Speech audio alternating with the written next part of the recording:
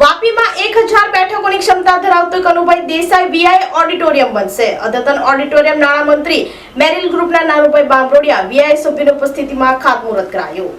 વાપીમાં પ્રથમ વખત 1000 બેઠકોની ક્ષમતા ધરાવતું એસી ઓડિટોરિયમ નિર્માણ માટે ખાતમુહૂર્ત કરવામાં આવ્યું છે. આ ઓડિટોરિયમની અંદાજે 13 થી 15 કરોડ રૂપિયાના ખર્ચે ભવ્ય નિર્માણ થશે. ખાતમુહૂર્ત ગુજરાત રાજ્યના નાણાં, ઉર્જા અને પેટ્રોકેમિકલ્સ મંત્રી કનુભાઈ દેસાઈ, મેરેલ ગ્રુપના નાનુભાઈ બાંભરોડિયા અને વીઆઈના સભ્યોની ઉપસ્થિતિમાં કરાયું હતું. આ અવસર પર મંત્રી કનુભાઈ દેસાઈ વીઆઈની ટીમને બિરદાવતા કહ્યું કે જ્યારે પણ કોઈ પ્રોજેક્ટ લેવામાં આવ્યો છે ત્યારે વીઆઈના તમામ સભ્યોએ ટીમ વર્કથી તે પ્રોજેક્ટને સફળ બનાવ્યો છે. તેમણે ખાસ કરીને એકે શાહ, મનુભાઈ અને રજનીશભાઈ જેવા વરિષ્ઠ સભ્યોના યોગદાનની પ્રશંસા કરી. કનુભાઈ દેસાઈએ આ પ્રોજેક્ટ માટે મળેલા ફિક્કી પુરસ્કાર વિશે ઉલ્લેખ કર્યો અને જણાવ્યું કે વાપી જેવા શહેર ગર્વ અનુભવ્યો છે. ઉદ્યોગકારોએ નિયમોનું પાલન કરીને ઉદ્યોગના વિકાસમાં મહત્વનો ફાળો આપ્યો છે.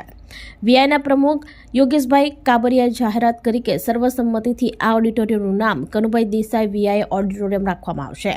આ પ્રોજેક્ટ મેરિલ ગ્રુપ દ્વારા પૂર્ણ થશે અને આ ઓડિટોરિયમમાં આધુનિક સેવાઓ ઉપલબ્ધ થશે, જેનાથી નાટકો અને સાંસ્કૃતિક કાર્યક્રમો જેવા પ્રોજેક્ટ માટે ઉપયોગી બનશે.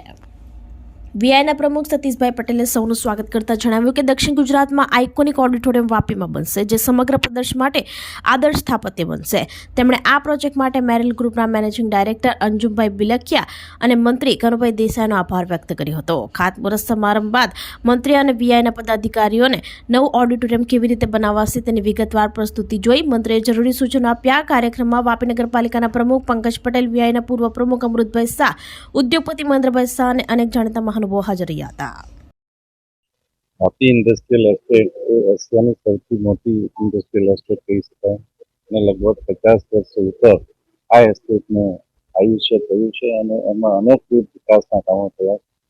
ખાસ કરીને વાપીના ઉદ્યોગકારોને અભિનંદન આપ્યું કે ઉદ્યોગકારોએ પોતાના ઉદ્યોગના વિકાસની સાથે સાથે વાપીના વિકાસમાં પણ ઘણો બધો રસ લઈને વાપીના અનેક વિકાસના કામો કર્યા છે, જેમાં સ્કૂલ હોય, હોસ્પિટલ હોય, કોલેજ હોય કે રોડ રસ્તાના કામ હોય. આમાં બધા ઉદ્યોગકારોએ ઘણો ઉત્સાહપૂર્વક ભાગ લીધો છે અને નોટિફાઈડ એરિયાના 33% ગ્રાન્ટમાંથી આજુબાજુના ગામડાઓ પણ સંપૂર્ણ રીતે સારી રીતે વિકાસ થયો છે અને દરેક ગ્રાન્ટનો સદુપયોગ થયો છે એમ કહી શકાય. અને સાથે સાથે જ્યારે ઉદ્યોગનો વિકાસ થાય, જરૂરિયાતો વધતી જાય અને એની સાથે ઉદ્યોગકારોએ પોતાની જે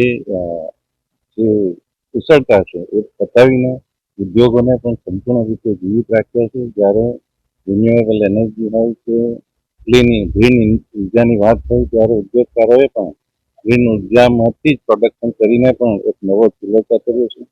વીજીએલ એટલે કે વાપી ગ્રીન એન્વાયરો કંપની પોતે પણ પોતાની ટ્રીટમેન્ટ માટે ક્લીન એનર્જીનો ઉપયોગ કરે છે.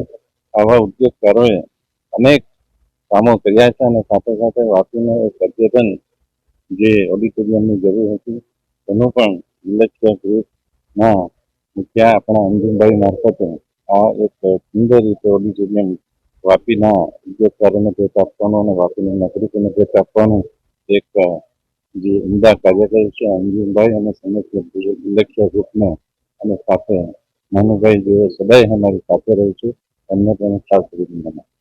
આજનું ઓડિટોરિયમ જે વાપી ખાતે માનનીય પ્રધાનમંત્રી શ્રી કનુભાઈ દેસાઈ સાહેબના હસ્તે ખાતમુહૂર્ત થયું એ ઓડિટોરિયમ અમારું ટોટલી 980 સીટનું બનવાનું છે અને 22 વર્ષથી જે જૂનું ઓડિટોરિયમ હતું એ જ જગ્યાએ પાછું કરવાનું અને એમાં જગ્યા જે હતી એના કરતાં થોડું મોટી જગ્યામાં અને ટોટલી આખું એમાં કોઈ અંદરની સાઈડ પર વન સાઈડ જ નીચેથી લઈને ઉપર સુધી બધી સીટો રહેશે અને મોટું એનું આખું સ્ટેજ છે. સાથે સાથે એનું લુક બી બહુ કહેવાય છે કે કદાચ દક્ષિણ ગુજરાતમાં સારામાં સારું ઓડિટોરિયમ અને એક વાપી માટે પ્રાઉડ લેવા જેવું છે. 980 સીટ એટલે જિલ્લામાં કદાચ તેનું મોટામાં મોટું ઓડિટોરિયમ બનશે. આપણી સંકલ્પ ન્યૂઝ ચેનલને સબસ્ક્રાઇબ અને લાઇક કરો, બેલ આઇકન દબાવો, જેથી આવનાર ન્યૂઝ અપડેટ્સની નોટિફિકેશન આપના મોબાઈલ પર સૌથી પહેલા પહોંચે. Like, subscribe and share the video.